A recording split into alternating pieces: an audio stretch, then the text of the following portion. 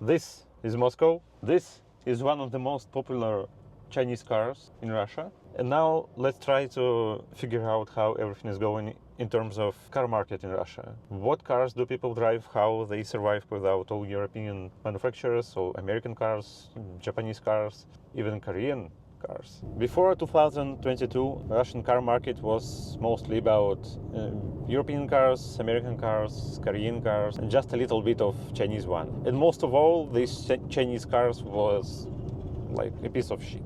It's now been 2 years since everything started to change, and now 70% of Russian car market is under Chinese manufacturers. However, the situation is quite different depending on the city where are you. So, for example, in Moscow, especially when you are in the center of the city, you will see a lot of these nice Toyotas, which are used by government for transporting their members. But if you take a look at taxi cars, most of them are already Chinese ones. And now you have to learn a lot of new Chinese car manufacturers. Besides common Geely or Haval, which is ex-Great Wall, we have Honti, I don't know how to pronounce it properly. Also we have Zeekr, which is not available in taxi, but still it's a lot of Zeekrs all over the Moscow. Quite expensive, premium, Geely-owned, electric-only brand. And we have 30 other Chinese brands here. Besides this official 70% of market, there is a huge part of it which is covered by, how is it called, parallel import. So the idea is that people are importing cars using some private contacts, and you can basically import whatever you want. That's why they still have here some new BMWs or Audis or I don't know, even strange Volkswagens. And the funny thing is that sometimes you can see Volkswagen with a lot of Chinese symbols, but still we have few Porsches, again BMW, Geely, another Toyota, and it all may look nice until you will check the prices for the cars. This Geely Monjaro, which you can take a review on if you want, costs 4 million rubles, which is 40,000 euro with nowadays currency exchange rate. 2 years ago, you could buy Volvo XC60 for that money. And that's insane.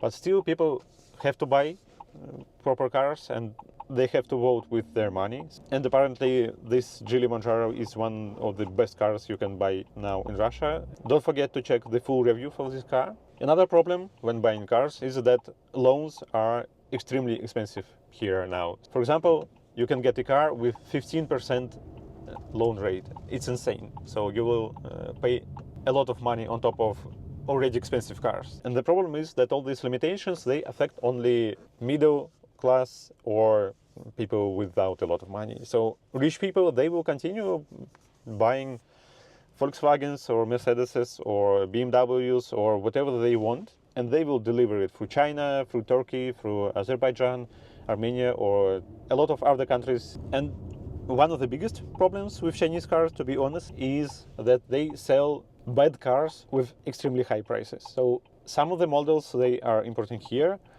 costs twice as less in China. And they have a lot of nice cars, really, but they are extremely expensive. And one of the problems with Chinese cars is that they brought a lot of cars, but they didn't set up the service infrastructure for that. So you have to wait for spare parts for months. There are not enough dealerships to service all the cars, and you sometimes have to wait or get a worse quality when servicing your cars. And especially you will get this problem when you use this parallel import thing to import car into Russia, because you will not get the official warranty from the manufacturer, and you will have to pay for everything on your own. And as they say, the last good car you can have is the one you are owning now. And that's the case for me. I still have my Ford Kuga in Moscow. I will not sell it, never, because you won't be able to buy anything for reasonable amount of money, and still it's a good car. Few other things creating pressure for people are increasing prices for fuel. It can sound like a joke for you because, yeah, 1 liter of good fuel can cost 60 rubles, which is 60 euro cents, but the prices increased 20% over the last year and a half, and it's a lot.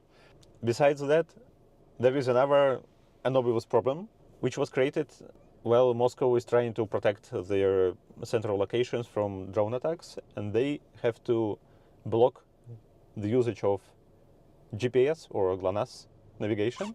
And this creates a lot of headache for all drivers and for a lot of companies, because when you drive, you can be dropped from your current location 5 kilometers to the other side of the city center. This creates a lot of problems for car sharing companies, for taxi companies, and they have to create crazy solutions to help you find the car on the street or confirm its location every time you finish your ride with a car sharing application. But obviously, power people are not affected by that. Let me know what you think about it. Don't forget to subscribe and leave your comment and your like. See you soon. Bye.